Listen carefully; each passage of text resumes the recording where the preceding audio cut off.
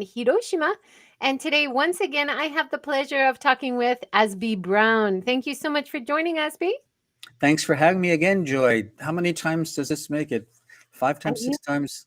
I I, think it might be five or six. I Yeah, love coming on your show so much. So really, thank you. wonderful. And this time, we're actually going to meet in person in a couple days. You Yeah, are the head guide, as well as you're going to talk about your research with Safecast, informing this tour that we're doing in Fukushima starting this Wednesday, right? that's right. 3 days with English-speaking media people, most of whom are Tokyo-based. Most of whom, if they've been to Fukushima, have only been once. And yeah, it'll be a chance for me to give people, reliable information about the situation regarding radiation, food safety, what's going on with this stupid water, what about this plan to move all that contaminated earth around the country, and also to introduce people that I have known for years and love, who are doing interesting things, innkeepers, people running interesting businesses, people doing interesting things with food, people that really want others to meet and get to know. So That's great. Before we start, we're going to go through the points of the tour. You sent me some pictures to talk about, and then give people an update on what you've been doing with Safecast since the last time we talked. Of course, a focus on the Ukraine and uh, mhm. and the data there. Congratulations, by the way, huge milestone, passing 200 million. That's amazing. Yes, it kind of snuck up on us. I mean, it used to be we were really watching the numbers, for every what seemed to be notable milestone, and then this one's like, oh my God, in a few days we'll pass 200 million, and we crossed the 200 million data point, level at some point back in February, and none of us noticed it that day.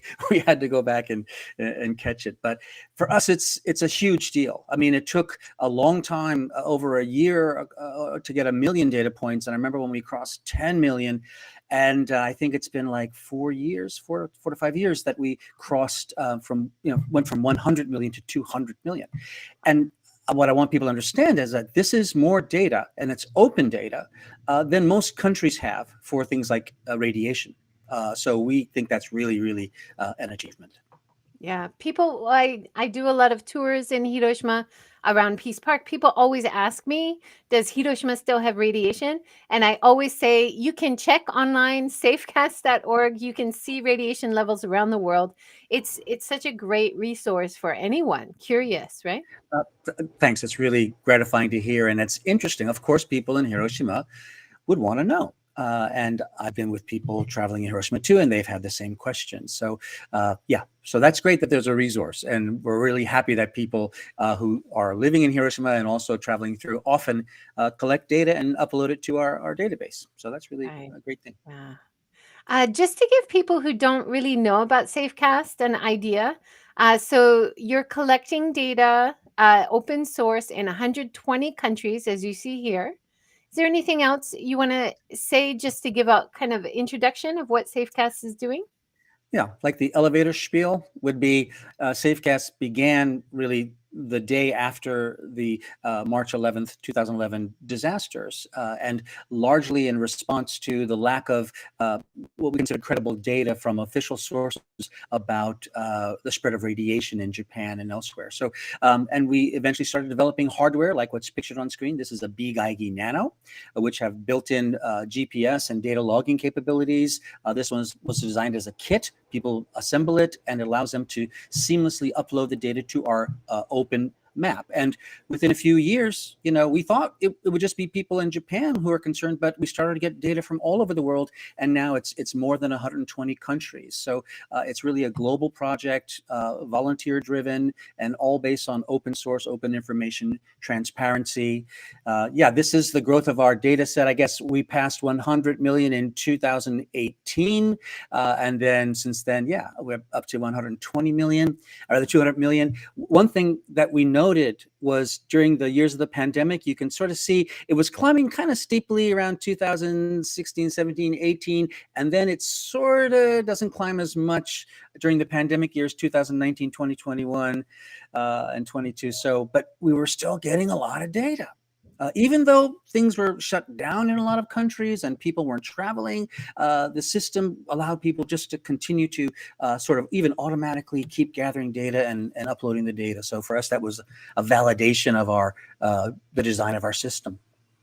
Oh, wow. And of course, you're still monitoring in Fukushima, and a lot of the things that you're going to be talking about on the tour in Fukushima are informed by your years of research with Safecast, right? Exactly. It's measurements and experience and talking with experts, and we talk with experts of every type. People who are very very critical, people who are less critical, the so-called anti-nuclear experts. We have a lot of people in our network from that side. We have a lot of people who are not necessarily that type, and you gradually over the course of years you can really put together a sort of consensus view of what's going on. But the key is measurement and monitoring, and this is a big Geigy. I'll be bringing at least one big Geigy and some other detectors, and I can show people, this is what the levels are. Here, surprisingly, it's really the same as Tokyo. Here, it's higher, and you don't want to spend a lot of time here. Maybe you don't want to live here. There's a lot of issues and a lot of nuance, which I think I can help people understand. Right. Well, let's talk about the Fukushima situation. Hmm. Last time we talked, you were talking about releasing the contaminated water, and this is an ongoing issue, right? Yes, it's an ongoing issue.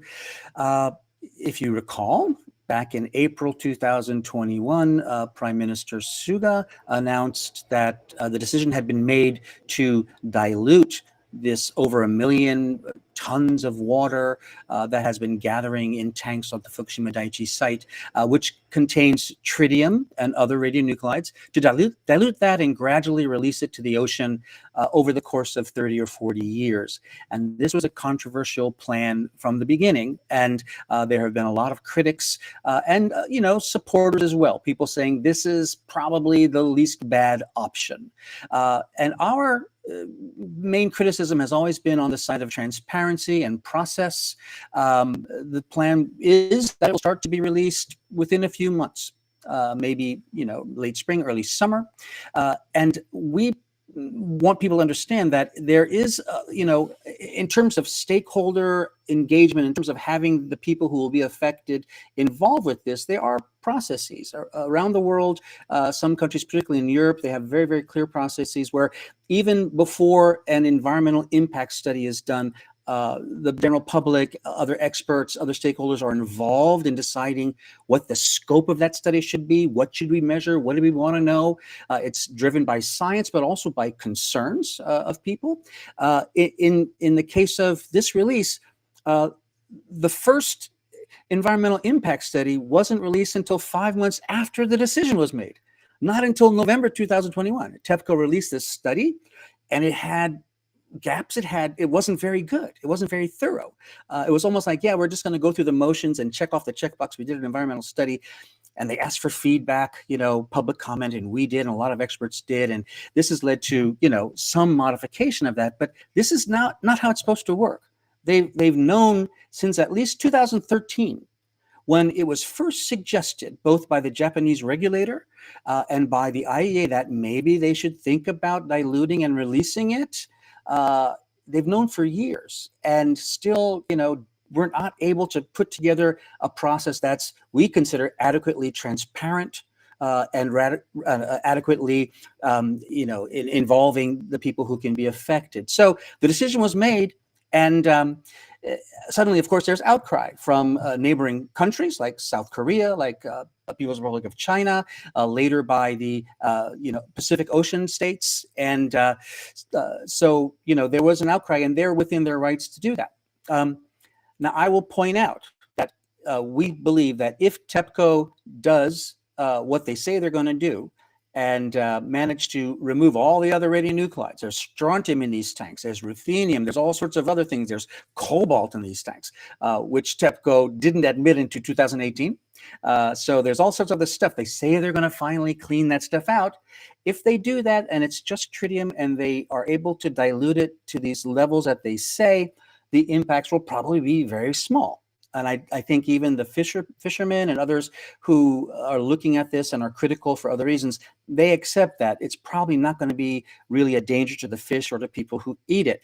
But there's still these questions that are unanswered, and fragmentary data and this process that has not been done the way it's supposed to be done. So I think people who are questioning and saying, wait a minute, answer the questions first, show the data first before you do it. They're very, very right. And the other thing is the IAEA immediately basically supported the decision and said, we're here to support. And they have sent a team more than once to Fukushima to help determine what kind of monitoring should be done, to offer to partly oversee that, to do double checking, corroboration of the data. So they took samples from this water and from the ocean, and they're basically analyzing that. It's probably almost analyzed, but they won't release their findings, I don't know, will it be a month from now? Will it be sometime in April? We don't know. But I can imagine that the IEA will then say, yes, we've measured the water and this is what we found. It looks like it'll be okay. And then the release starts like the next day. So this is, again, not how it's supposed to go. They turned it into this mad dash to the finish line to open the valves to dump this water. But, it's just not the right kind of process. And our criticism is more on the procedural side, the legal side, the stakeholder side, the transparency side, than on the safety side. Right. I want to talk about the contaminated soil and what's being done with that in a minute. But of course, one of the things that we're doing on the tour, which is very interesting and I think very important if you want to create some kind of inbound tourism appeal, is talking about how the food and the fish is really strictly tested before it's used. And that's not done around Japan. But still, there's the stigma of safety, right? That's a big issue. There's a stigma and people are worried, and it makes sense based on what people hear. And the fact is, in most places in the world, we're getting lots of radiation exposure from natural sources, from the ground, from rocks in the ground, from cosmic radiation and things, and we get a certain amount of natural radiation from the food we eat, especially potassium-40. But in a situation like Fukushima, this is fallout. This is spread cesium. What's that doing? Is it a danger? I think, and my colleagues agree, that one of the things the Japanese government did right was to quickly establish a food monitoring program, and it was pretty thorough. They would keep farmland, the products off the market until it was demonstrated, several times over the course of 6 months or a year that it was under the limits. And this testing was very, very thorough. But, with all of the problems with credibility, all of the lack of transparency from the government at the time, all of the obvious, let's say, incompetency and things that we saw, people are totally justified not to trust that data. The good thing is, just like Safecast, we started to monitor radiation in the environment. Lots of citizen groups started to monitor food radiation. This is both in Fukushima and in other parts of the country, including Tokyo, and I'm sure there's some labs actually in Hiroshima. They didn't take the government's word. They measured food as well. And as the data accumulated enough to compare, basically people understood that the food testing was working, that there was no huge difference between what the citizen labs were finding and what the government was saying. So that was good. It might not have happened that way. The other thing being, the government only tests food that is going to go through the market process, through the distributors, through the supermarkets, et cetera, to those kinds of shops. But if someone is just growing food on their own and selling it at a stall by the side of the road, or they're going to the mountains and they're picking mushrooms and eating them, or maybe trying to sell those are not being tested by the government system. So having these citizen labs available for testing is really critical, because that's really the only place you'll get that information. So at this point, lots of people in Fukushima have their food tested. And we will visit a very interesting testing lab in Minamisoma called Todokedori, run by very good colleagues who actually run the Futaba Inn in Odaka in Minamisoma, where we will be staying. And we've known them for years. We've done workshops with them. They are very active with monitoring radiation, since the start. They had very good contacts in Ukraine. They've traveled to Ukraine several times to learn from people there how they dealt with the situation, what they need to know, how to measure. And they came back and they've taught people how to do that. And they have this laboratory, and we'll go to see that, and we can sort of see what the process is and how do you know? What do you need to know? And how do you know? And what do all these numbers mean? So I think this is something that I would say Fukushima Prefecture would rarely bring people to. And I kind of insisted. I said, no, we really want to do this. It's really important for the foreign media specifically to actually see this process and to get a better picture of how we know that the food is okay and when you should be suspicious. That is so interesting that they've been training in the Ukraine and Yeah. sharing that information across the world. Yeah. I know that Mm. people from Hiroshima who are radiation experts, when Tohoku happened, when and Fukushima issues are ongoing, they do go back and forth. And I imagine Fukushima people are becoming experts themselves. And the next disaster, they might be the ones going and giving advice and training, right? Yes, it's a huge expertise, and I think it's kind of underappreciated how knowledgeable people in Fukushima are about these issues, radiation in general, food safety, and most of these people, they're very skeptical of what the government tells them, and basically they want to prove it to themselves, demonstrate it to themselves, and they know how to do that.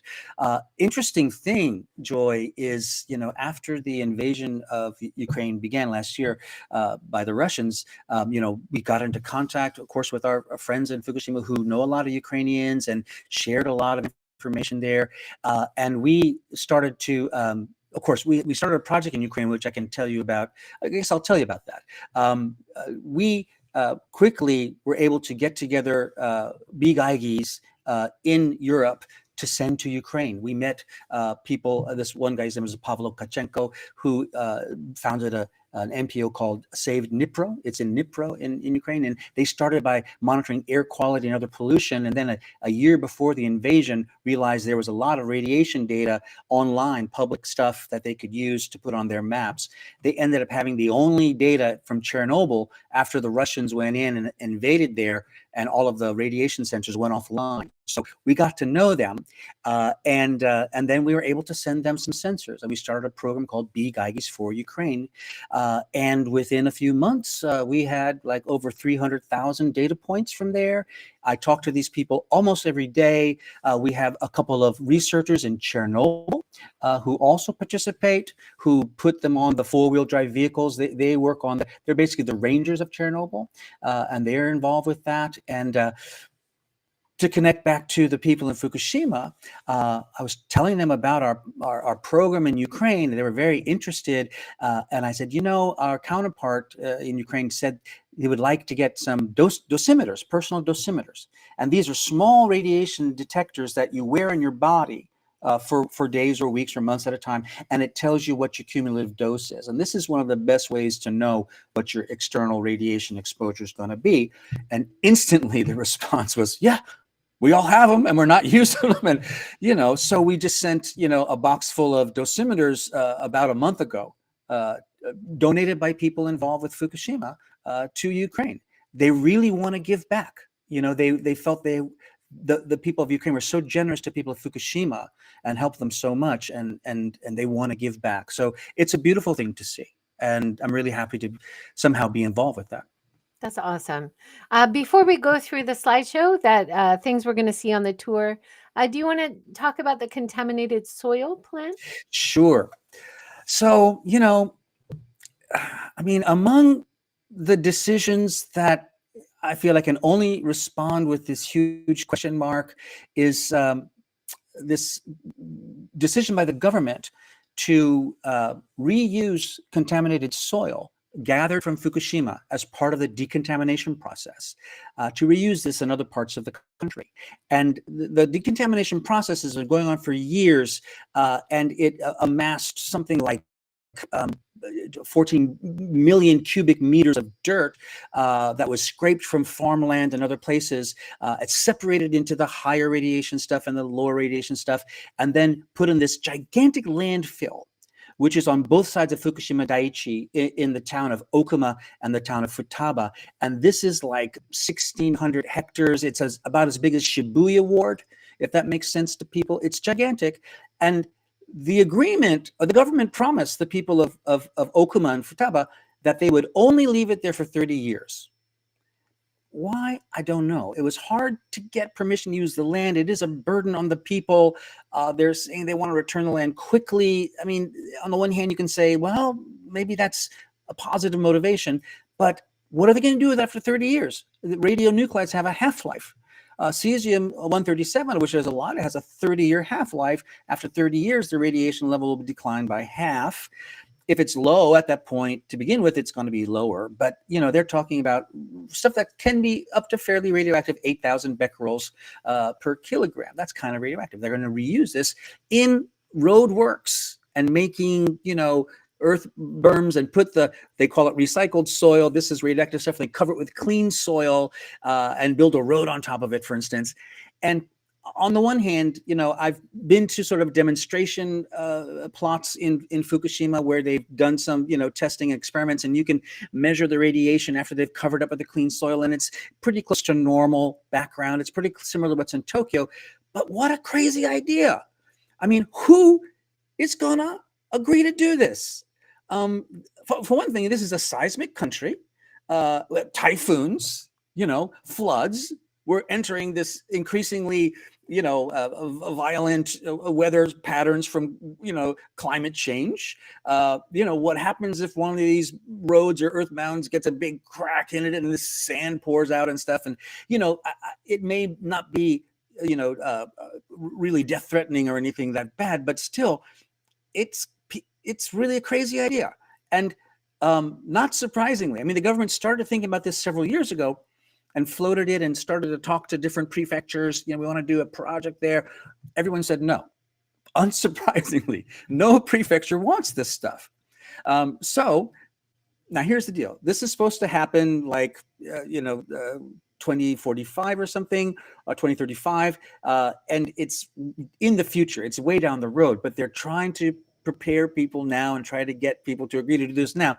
There's even a demonstration project begun in Shinjuku-gyoen in Tokyo, where they will put the radioactive soil in there and cover it with some clean soil and grow flowers on there. And then the idea is that people go by and say, what pretty flowers, and look, there's no radiation or something. But this is just this crazy idea. I mean, who comes up with these ideas? And it's really because they painted themselves in a corner by saying, well, first of all, by deciding to do that decontamination in that way, rather than, for instance, leave it, pay the people for the property, keep it in trust for 100 years when the radiation levels will naturally decrease to acceptable levels. Then, keep it in trust so they can go back to their descendants, make it a nature preserve, something like that, rather than digging all this stuff and cutting all these trees and doing this, just creating another problem down the road. So to me, it's a baffling situation, but they painted themselves in a corner just like they did with this water. They have it. They didn't really investigate enough options, I think. Other experts agree with that. In this case of this dirt, it's there in this interim 30-year storage area.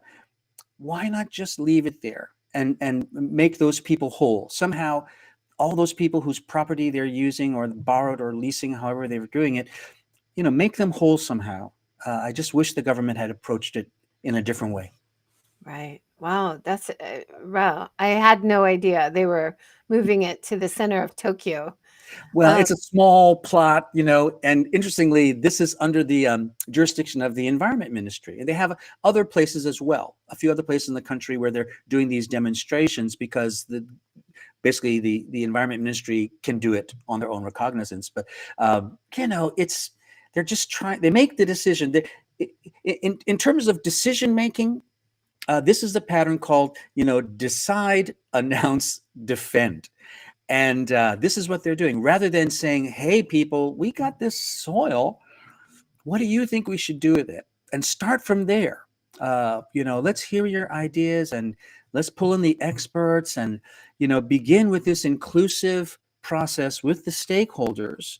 And again, there's lots of guidelines for this. It's even legally stipulated in the EU and other countries. Why isn't that legally stipulated in Japan? And they basically then they'll, anyway, basically they make the decision and then they try to rush through and persuade people and maybe give them a lot of money, if they are, whatever, not happy about it. This is not a good process. No one's going to trust it. No And one's going to it trust goes back to your argument about transparency. Why not talking with experts? Why not going through the usual steps of transparency, whether it be what to do with contaminated soil or contaminated water? There are known and accepted steps that are usual to take, Yes, right? yes. Even in the radioactive sector, the radiation world, like in Europe, in a few cases, countries have been able to get citizens to agree to have these very, very deep, long-term radioactive waste storage sites constructed in their municipalities because they follow this process that the people believe is fair, that they believe they're being listened to, that they see that there's an upside for them. Maybe it's financial, maybe it's something else, and then they can agree to do it. But for this dirt, what's the upside for anybody to take that dirt and have it on the roads in their town, right? Yeah, that's definitely something to keep an eye on, what's happening with those And, decisions. yeah. And Let's yeah, go go ahead. through the photos and Mhm. start talking about the tour, and then Mm. I'm sure these other issues will likely come back and have a bigger discussion as well. Mm. What are we looking at now? Is this the Ono Looking at Station, a cat. Ukedo Elementary School? Yeah, we have a Yeah. visitor. Um, Yeah, this is Ukedo Elementary School in the town of Ukedo, which is part of Namie in Fukushima. It's on the coast. It's a fishing town with a very long history. And like every coastal town in Fukushima, it was seriously destroyed by the tsunami. And like many of the towns in coastal Fukushima, was then blanketed by a lot of radioactive fallout. So it was really a sad thing that happened in this town. That basically a lot of people were injured and a lot of people died, and the evacuation was the search for survivors was canceled because of the evacuation order because of the radiation. So the town has a lot of basically wounds because of that. But this elementary school story is one of those wonderful stories. This school had about 83 pupils there the day of the earthquake and tsunami, and the teachers quickly told the students to evacuate. And they had been practicing for this for a while, and they all ran to a nearby hillside, which is about 2 kilometers away.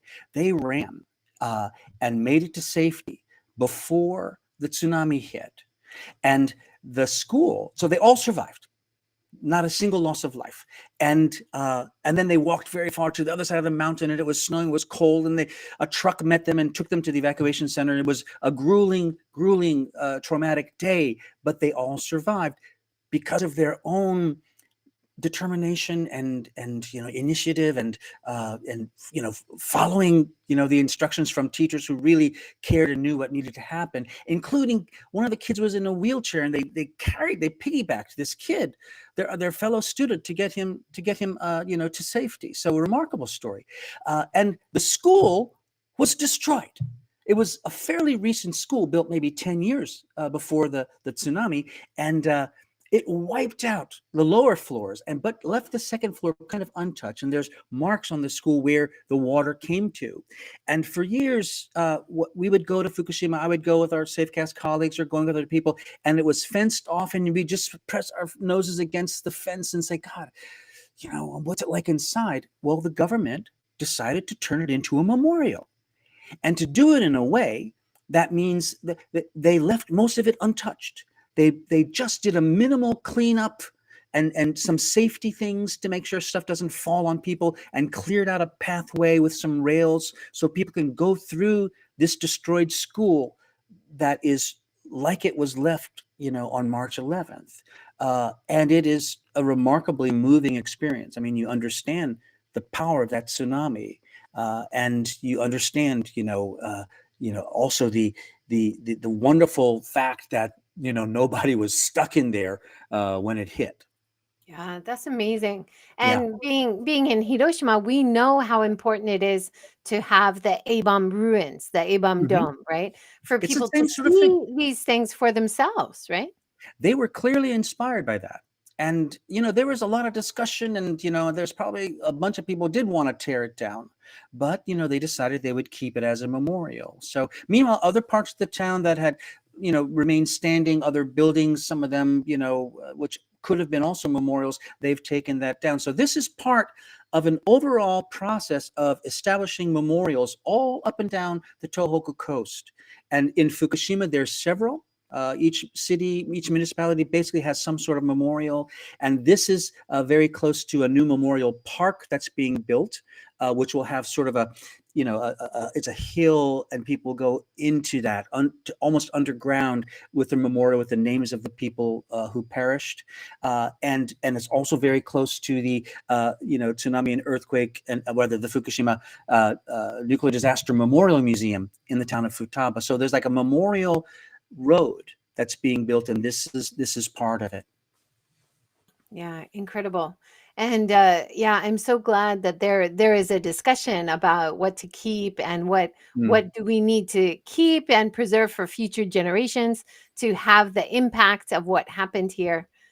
Which is important for tourism. It's important for future generations of Japanese people as well, right? This is part Yep. of their heritage. This is who people are, and this is what they went through. And it's traumatic to remember, like the A bomb. I mean, that was arguably more traumatic, but still horrific.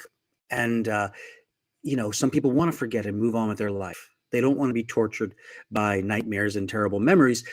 But on the other hand, it's important to remember the people both who perished and the people who did good things. And this is something I really think is important. Absolutely. But you can really understand it from both sides, right? Like you Mm, can understand how survivors of the tsunami who lost so mm, many people that they cared about, yeah, it's painful to see yeah, it. it's Um, painful. right? I'll, Yeah. I'll tell you, like I said, I've been going to this site for years now, since 2013 or so. When it became accessible, it was closed off for a long time and then became accessible. So I've been going for a long time. And there's a hillside memorial and cemetery. The previous cemetery was destroyed, so they moved it there, and then they interred the people who died in the disaster, which is fortunately not that many, but they're there, and there's a memorial cenotaph. And when I would stand there and look over the town, I would get PTSD. I wasn't even there. And I would start to feel this strange, yeah, it was PTSD. And I understood that. And, it's really, really traumatic for people. So I understand why some people will probably avoid these memorials for a long time because of that. Yeah, absolutely. Next, what are Hmm. we looking at here? So the town of Futaba is one of the towns that the Fukushima Daiichi nuclear power plant is in. And then, that's on the southern part of the town. And then the northern part was the former town center with Futaba Station. It was a town with shops and shotengai, and it was famous for this Dharma festival every year, Dharma market, Dharma festival. But, the coastal part of the town was destroyed, and that's where this new museum, this memorial museum, was built. And the part of the town, it's about 2 kilometers away where the station is. You know, it was derelict, had turned into a ghost town before it was reopened, and it was kept closed because of radiation until they could decontaminate it. And then 2 years ago, basically, they started to reopen it, and people demolished a lot of the buildings. So it is this half-empty town. And an artist whose business is doing wall murals, who does Tokyo-based company. They do a lot of things, corporate, offices and things, and also external stuff. Happened to meet a guy in Tokyo running an izakaya who used to run an izakaya in Futaba. And they started to talk. And the painter, he has a company called Overalls. And he said, in other parts of the world, like Los Angeles and other towns, this wall murals are used as a way to help revitalize the town. And that immediately led to him being asked to do wall murals. So they've painted quite a few on buildings. And gradually they got more and more ambitious, and more people from the town are invited. And this one is on a rather new commercial building. It shows this dharma. They have this giant dharma that they would pull through the street, almost like a tug of war, and this the hands of these people in the painting are actually people from the town. They took photos of their hands and used them, as a basis, for the painting. So there's quite a few of these wall murals, and it's called Futaba Art District, and it's interesting. Some of them are moving and a little unsettling in a way. A lot of them feature people from Futaba. Gradually as time went on, more and more people wanted to be involved and have their picture up there.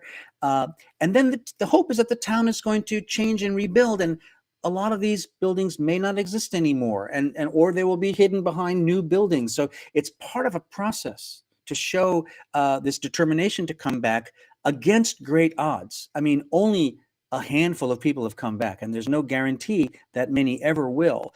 But people want to show that they have an identity, and they don't want to lose that identity, and they're still here in spirit, even if they're not physically living there. Yeah, this is the Dharma painted on a bank building. Kind of three colors. It's as if the colors shifted, like the colors have sort of spread somehow. And if they come back together, the red, yellow, and blue, then there'll be black, like a Dharma is supposed to be, and that'll mean the town is whole. So this kind of, metaphorical, expression, kind of interesting. It is. And Yeah. just the colors make it look more alive and lived in Yeah. and wanted, Yeah. right? But And yeah. getting away from the idea of a ghost town, right? Yeah. But the town is largely empty. This part, and there's more activity further down, close to the museum, and then there's Route 6, which runs north-south, fairly close to the coast in Minami, or rather in Fukushima, and that's a lot of activity there. Yeah, this photo is from inside Ukedo Elementary School. This was like the office, and this was a machine that apparently coordinated the clocks. And this got wiped out, and all the clocks stopped then. So there's still a bunch of clocks that are stopped at the time of the tsunami. This is a photo showing the Somanomaoi Festival. And one of the important things about Fukushima in general, and this region in particular, is this history of samurai and daimyo. And most of the Hamadori area was part of the Soma clan, so the Soma domain.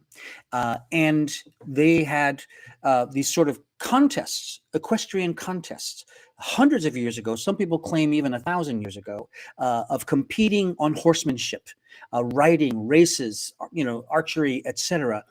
And they've continued to this day, even after the Meiji period, when the samurai were, basically disbanded. These families kept that tradition going. And it's kind of amazing. You go,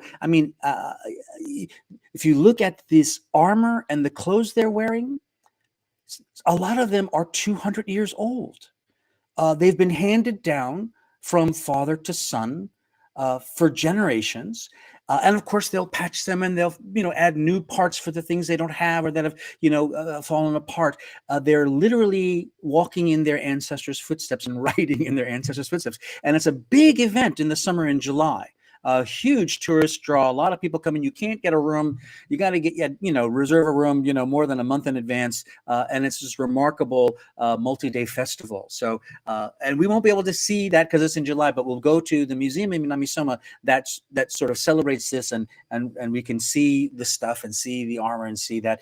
It's interesting because Minamisoma, and I would say particularly the town of Odaka, where we'll be staying, is very horsey. there's a lot of horse stuff going on. Partly, I mean, mainly because this festival goes on, but there's a lot of places for people to go to do horseback riding and, learn that stuff and, walk through the town on a horse. And it's kind of cool, unexpected. I was there for a long time before I realized how horse oriented the place really is. Which is, yeah, unusual. There's not many areas of Japan where you see horses around, right? It's always kind of fake when they do a samurai thing, right? It's people dressing up. I mean, there's some of that here, but these are real, former samurai families that are keeping, their tradition alive, and they still keep the hierarchy, the old hierarchy, like the descendant of the Soma clan, because they still exist. The family still exists. It still has the place of honor. So it's kind of cool. It's about who Do we used they to be. do they invite women to take part, or is it still? More and more. I don't Oh, know that really? many of Great. them do the hairy racing that they do, but there's a lot of women and young girls participating, riding the horses, dressing up, etc. I've met more than one student who participates in that as well. So in that sense, it's fairly open. The sort of procession time, etc. I don't know if any women are doing the hard race. Yeah, Yeah, that looks really exciting. yeah, I've never seen that. And like there's gardens in Hiroshima, and they say, oh, this is where the horses were kept near the castle, or this is where they would train the horses. But we don't have any actual ongoing, tradition of using right, horses. So it'll right. be great to see an area that Yeah, continues the yeah. tradition, right? Continues it. What are Yeah. we looking at here, Asby? Okay, so this is on the coast in Minamisoma City, in the part of the town called Haramachi. It's a massive renewable energy installation. The government of Fukushima, just shortly after, I mean, a year or two after the disaster, announced it has a policy of 100% renewable energy by, I think, 2035 or so, and maybe it's 2040. And they're seem to be really trying. So there's a lot of mega solar projects around the prefecture. Some are simply making use of agricultural fields where not enough people have come back to actually farm anymore. But this has this vast solar field. You can see it goes all the way almost back to the horizon there, and then several, like five or maybe four or five gigantic windmills there as well. And we're going to go see this because this is part of Fukushima.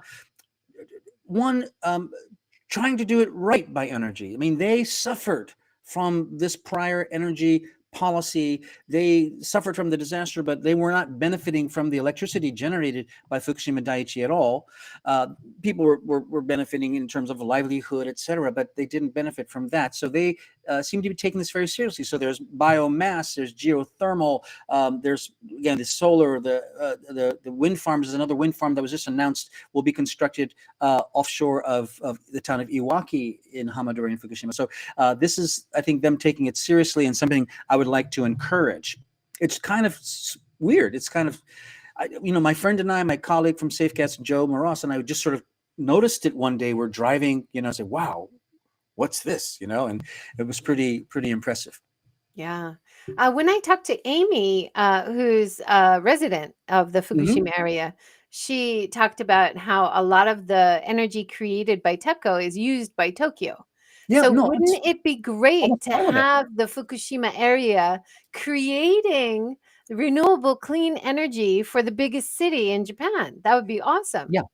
And I feel like it's one example of, in this case, it's official, policy, but also individual entrepreneurs. And this is very much supporting entrepreneurs as well. People sort of trying to do things in a very forward-thinking way. I mean, no one underestimates the challenges they face. Certainly in terms of population, certainly in terms of reputation, the fact that radioactive contamination will linger for decades, in the environment. No one underestimates that, but they want to show that it's possible to do it better, and to be very forward-thinking, to be pioneers. And again, it's something that I really want to encourage. Yeah, and just the contrast of this photo. We have a cemetery in the front. Do we Yeah. have greenhouses growing food? Do we Yes, have solar and wind all in the same view here? It's amazing. that's life. Mhm. The cycle of life. Amazing. Mm. All right. So this is part of the museum, is it? Yeah, we'll be visiting actually a museum in Tomioka, and there's, like I mentioned, there's several memorials. There's a few museums. I'm sorry, this actually is a photo of the main museum in Futaba, but they've done a pretty good job of archiving uh, things, items left over after the disaster that tell the story by their own physical existence. So this is, black whiteboards and things by emergency workers that were used.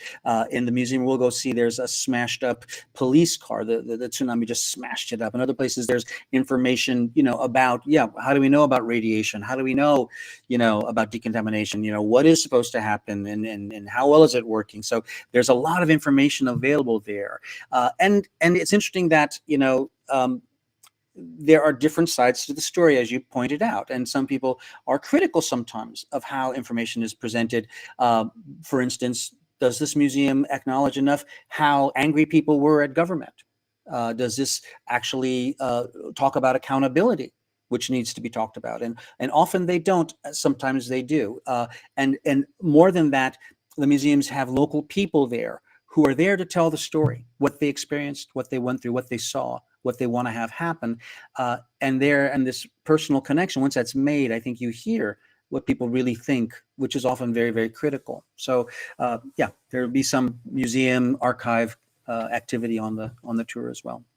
Oh, it's just incredible. And it's part of the display and transparency of what happened, right? Like seeing the notes during the disaster, seeing what they wore, seeing how they store Mhm. contaminated soil. Is that That's what that in the is. black The bag, black, the so-called furekon bag, the big black right? one, 1 cubic meter, of which there are, millions being turned And into the landfill in And isn't it incredible to think that that flimsy piece of plastic is as a uniform that's supposed to protect them?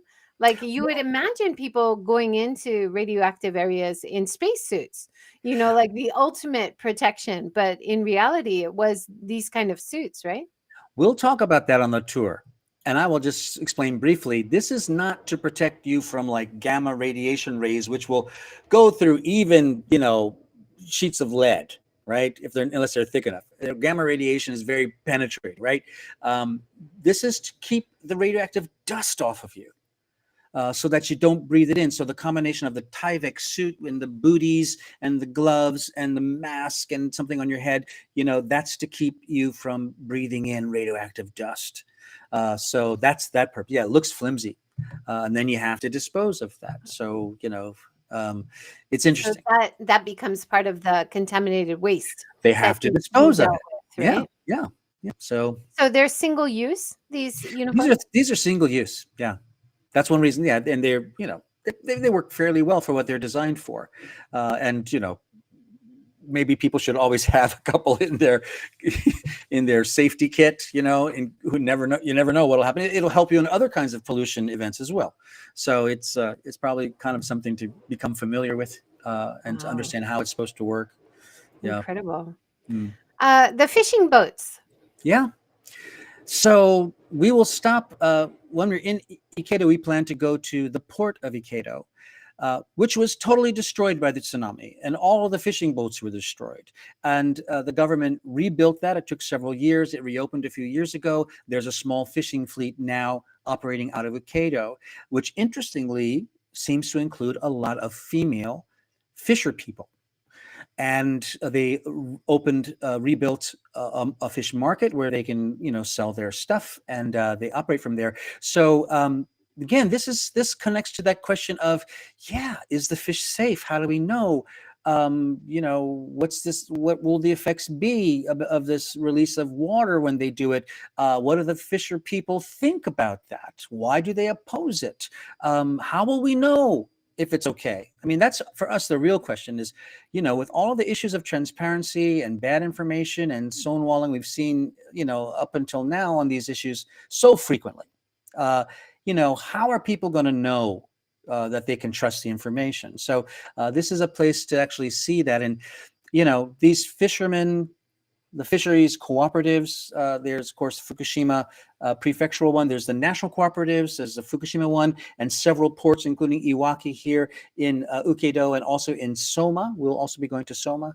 They have been trying to rebuild their market for more than a decade, carefully monitoring the catches. There have been types of fish that have been prohibited to catch in certain areas. They've been following those rules very well, and again testing the catch, and little by little the market has returned. But their major concern is that, of course, around the world, people know that Fukushima, is going to release a lot of radiation into the water, and that will probably kill the market for fish from Fukushima again, and they'll start from, point zero again. So this is really a problem, and I'm not sure what can be done to help them.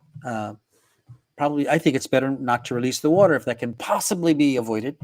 There should be other options. I think there are other options. They didn't really investigate, but so now they're gonna, basically get paid by the government not to fish. So that'll be really a shame. Wow. We've got some comments. Louise Puppy from YouTube says, very interesting. Thanks, Louise. And Pavo. Oh, Pavlo. Hi, Pavlo from Dnipro in Ukraine. Glad he's watching. Yeah. I I think think we he have has. his picture, right? Yes, we showed his picture a little bit. Can you find that picture of him holding the bigagi? Yeah. I think Pavlo has a Tyvek suit, is what he means. There's Pavlo wearing his. This was in the summer. He was monitoring, a coal slag field at a coal power plant in Ukraine. Something they've been monitoring for years, because there's an issue near the Zaporizhia nuclear power plant, which Russia has invaded and has sort of hijacked. There were issues of it seemed to be radiation releases from a nearby coal slag field, and he was trying to investigate and find out, how radioactive are these things normally. So he was using the Bigaigi to investigate that. But yeah, those guys have Tyvek suits. I'm not surprised. Well, you need it, Yeah. right? Yep. After the fishing port, and then what are we looking at here? Oh, this is actually seeing just from a little bit offshore, probably in Ukedo. It's a telephoto lens showing the Fukushima Daiichi nuclear power plant. It really is on the ocean. It's there. The places we're going are very close, within, some cases 3 or 4 kilometers, some cases 5 kilometers. It's very, very close. It's part of the environment. And there is, perhaps most of your viewers, maybe your viewers know, that the heaviest swath of nuclear fallout sort of went northwest, a band that goes northwest from the nuclear power plant. So actually, as you drive through on the roads that are open, you can see the radioactive levels climb and then go back down because of that. I'll definitely demonstrate that. I mean, we go through quickly. The risks are very, very low. It's like sun exposure. If you're exposed for a hot sun for a short time, you probably won't get a dangerous amount, but if you're there for a certain period of time, you will. So driving through, is probably not, we're sure it's not going to really have an effect on people, but it's noticeable. It's part of everyday life, and people have learned to accommodate the way they live to the presence of that and the presence of the nuclear contamination. Yeah, your focus of your tour is on radiation, reconstruction, and community, and so it's nice to see a focus as well on local culture, what the community is doing to rebuild shared workspaces. You talked Yep. about entrepreneurship before. We're looking at some beautiful examples of pottery with Yeah. horses on them. Yeah, so there was, for centuries, there has been a famous type of pottery called Somanomaoi yaki or Soma yaki, which often have this sort of gray green glaze, and often painted decorations of horses. Again, because it's a horsey culture. And this goes back centuries, like I said. And the famous pottery, it began in a town called Obori, which is in the middle of Namie. It's actually inside the exclusion zone. It's in the no-go zone. That place had the best clay, and that's why the potters gathered there. And actually, a few years before the disaster, they had opened a brand new big noborigama climbing kiln to be used communally by the potters, and a big place for education and for selling, this fabulous facility. And then they evacuated, and that place is unused. And all the potters spread out to different places. They evacuated different places. But some, many of them remained in Fukushima. And there's one pottery that we'll go to in Iwaki that is formerly from Obori that's continuing this kind of work. So it's really a shame what happened. Community, like a pottery community, there's so many. There's Mashiko. There's so many in Japan where people go, to stay there and to learn from others. And this is now very, very difficult. People are continuing, and we'll see what they're going to do, how they're approaching this issue of how to rebuild something like a craft community there. And again, entrepreneurship is important. And there's other places we'll go where, for instance, in the town of Odaka, there's a place called Pioneer Village.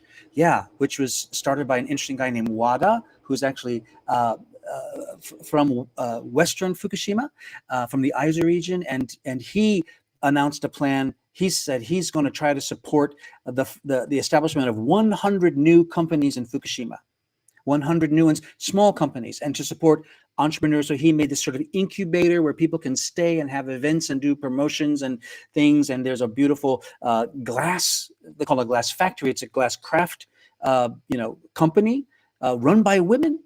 And you can actually do a little demonstration there if you want. There, glass lamps and then glass accessories and things. So this is actually becoming very, very successful. So this is a wonderful thing. People have this approach. Yeah, there are opportunities. Yeah, this is the night view of the Odaka Pioneer Village.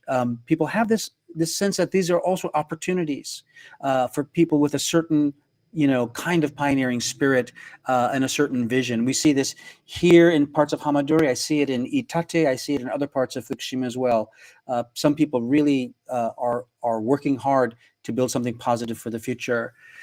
This is Tomoko Kobayashi, who runs the Futaba Ryokan and also in that food testing place I mentioned. Wonderful person. I met her in 2013. I was with my colleague Joe Maras. We were in Odaka. It had just recently been reopened for people to go in the daytime only. And we went to the station to look at the government's official radiation monitoring post. And there was this person planting flowers in the rotary in front of the station in a deserted town. And we went up and we said, hi, we monitor radiation. And she said, oh, so do we. And she gave us her, flyer, and we start talking. And she said, yes, my family has run this ryokan, this inn, for generations right here in front of the station. And, she said, what's done is done. We just have to figure out how we're going to live here. In Japanese, まあ、済んだことだから、これからどうやってここで暮らせるか考えなきゃ. And I wanted to hug her. I thought, God, that's the right attitude. I love that. She wasn't going to take anybody's word for it. She and her husband and their members, their partners, they're monitoring for years before they went back. They established the food monitoring. They said, we're going to make sure it's okay before we come back and before we tell anybody else that we think it's okay. So great person, and you'll get to spend time. Wonderful host, and her inn is a meeting place for everybody. On any given night, there will be, of course, neighborhood people. There'll be travelers. There may be students. There may be researchers. There may be government people. When I was there recently, there was a couple of people from Greenpeace. Sometimes there's someone from TEPCO there, and everybody sits around and drinks and gets to know each other and talks frankly. It's one of those incredibly important places, and she did it because she has that kind of charisma, and the food is great too, and she cooks vegan. Oh, awesome! Looking forward to it. Yeah. And this is the house? This is Hakoba. No, this is Hakoba. This is a new sake brewery that opened in town, in Odaka. And we'll be able to go have a tasting there. So It's a small craft sake brewery.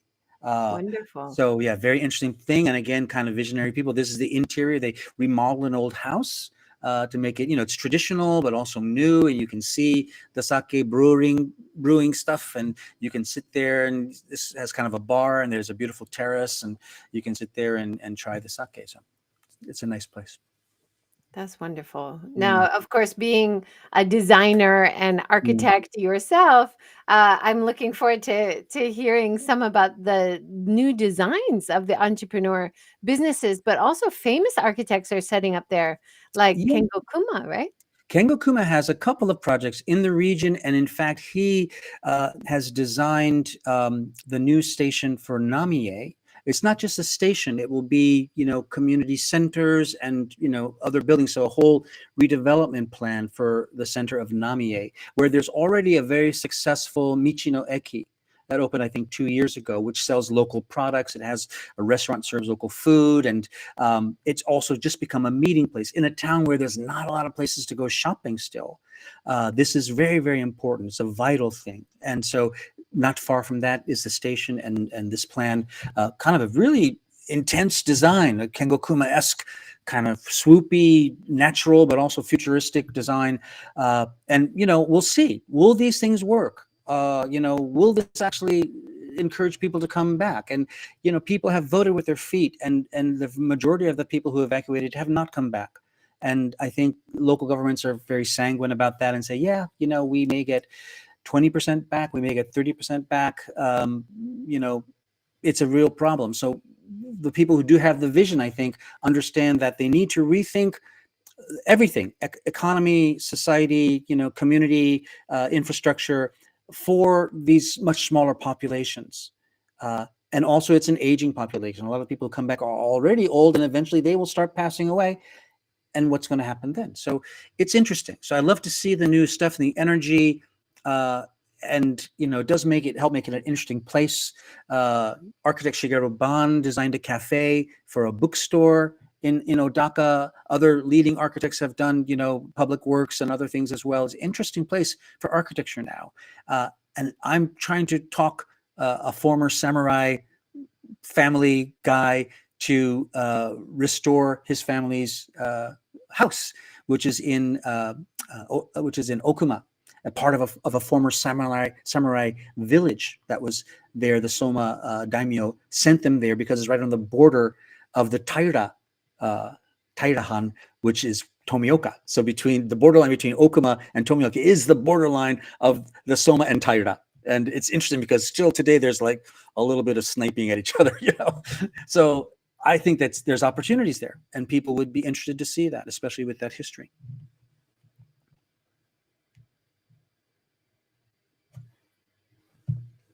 Sorry, muted myself.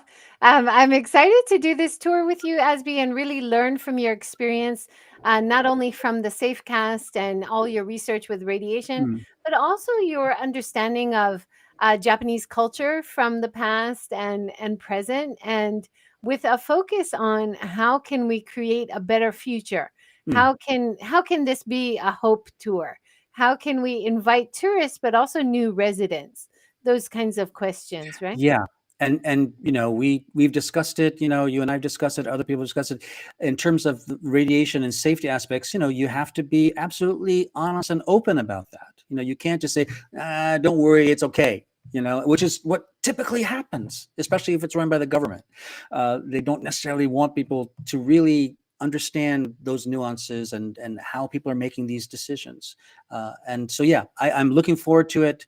And like I said, I was surprised that, I was asked to do this, because I usually don't do this kind of thing, but it's only because I was able to help set the agenda and specify, the sort of things I was going to talk about that do center on risk and do center on ongoing problems, that I agreed to do it. So I'm, looking forward to it, looking forward to seeing you there and meeting a lot of new people as well. So. Wonderful. So anybody watching this, there'll be lots of photos coming on my social media as well as Azby's over this next week. And then I'd love to catch up again with you, Azby, sometime later this month and talk about the Minka Summit, which is coming up. Coming up. I'm already thinking about my presentation. So it'll be great to see everybody again. And I bet, and I'll be hosting the panel with all the main speakers. So that'll be wonderful. Yeah. And last year's was so big, like 300 people. And I expect with the word of mouth, this year might even be bigger than that. So let's see how it goes. I'm really looking forward to it. Yeah, wonderful. Well, thank you so much, Azby. Thank you, everybody, for joining. Have a wonderful night, and we'll see you again next time.